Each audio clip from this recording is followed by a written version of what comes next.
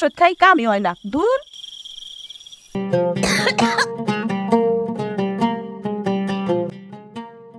এইটা 8 ঘন্টা পর পর একটা করে খাবেন।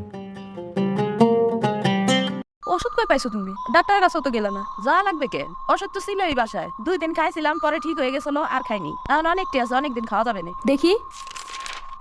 উমা, এত আগের অ্যান্টিবায়োটিক এখনো খাইতেছো তুমি? এই অ্যান্টিবায়োটিক ডাক্তারের পরামর্শ ছাড়া খেতে হয় না বাবা। পরামর্শ তো 1 মাস আগে করছিলেন। যে সময়ের জন্য দেয় তাও সময়ের মধ্যেই শেষ করতে হবে, না তো সেই ওষুধ পরে আর শরীরে কাজ করবে না, উল্টো রোগ প্রতিরোধের ক্ষমতা কমে যায়। ও তো থাক, তোর মায়ের দিয়ে দিবানি। আমরে দিবা কেন? তোর মায়ের তো সর্দি কাশি লাগেই তাই। আহা না, চুপ করো। একজনের অ্যান্টিবায়োটিক অন্যজনকে খাওয়ানো যাবে না। এমন অনিয়মের জন্য অসুখ আর সহজে ঠিকই হবে না। তখন সামান্য সামান্য অসুখের জন্য হসপিটালে ভর্তি হতে হবে। তুমি তো যাবা, সাথে আমার আম্মুটারও নিবা। দুজন মিলে ভর্তি হবা হসপিটালে। আছে এত টাকা তোমার কাছে?